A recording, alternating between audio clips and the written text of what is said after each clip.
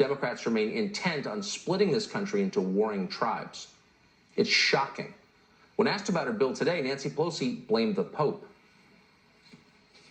Last Thursday, Pope Francis offered the world this prayer: enlighten those responsible for the common good so that they might know how to care for those entrusted to their responsibility.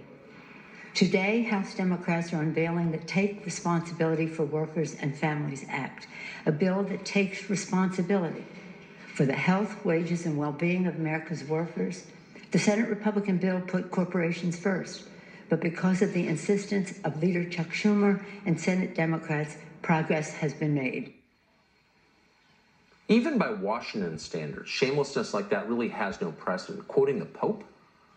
St. Nancy's coronavirus bill currently is more than 1,400 pages. It's not that long because it's a finely tuned fix to help the country through this disaster. No, it's that long because House Democrats have crammed it with totally unrelated political priorities. Identity politics, stoking racial division as usual, global warming, open borders. You should read it. Here's just some of what you'll find if you do. The bill would require every corporation that receives coronavirus aid to have officers and a budget dedicated to diversity and inclusion initiatives for a minimum of 5 years after they get the money, because that is going to keep America healthy and prosperous, just like it has. More bean counters making sure you're the right color before they give you a job. Okay. Companies would also have to produce elaborate racial reports for the government listing the skin color and the sex of their officers and boards of directors. They have to prove they give enough money to firms owned by women and non-whites, and of course, how much they spent on diversity initiatives. In all, this bill uses the words diverse or diversity more than 60 times. What does it have to do with a pandemic that might kill you? Not one thing. It's just more ugly race politics, the kind they specialize in. Democrats think that's much more important right now. And then it gets worse than that.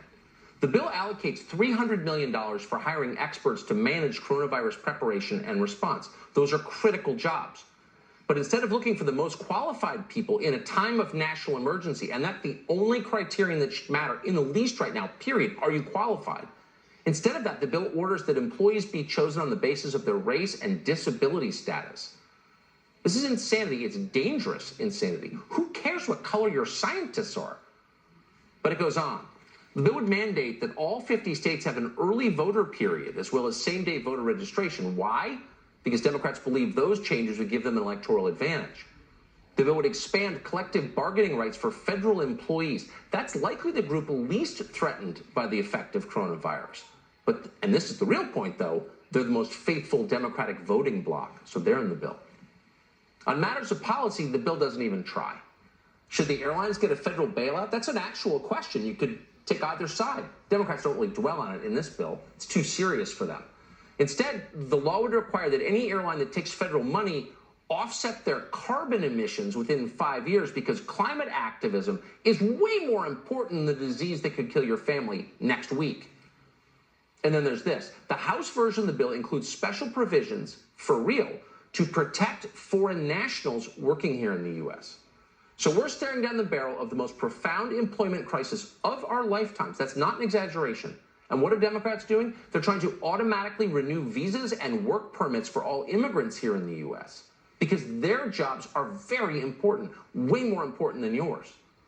Democrats want to make certain the people who are replacing you are secure and happy. The whole thing defies belief, and that's not a partisan observation. Again, read it. The Republican version of the bill is not that awful. Nothing could be that awful. But we want to be fair and tell you everything that's going on tonight on Capitol Hill.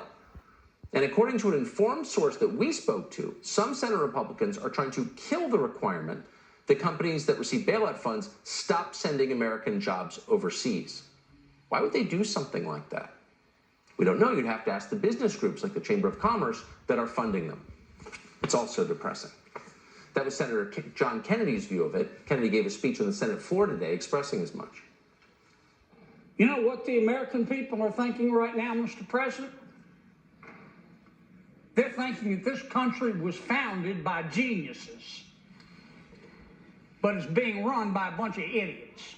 What are we going to leave to our children if we allow this economy to crash?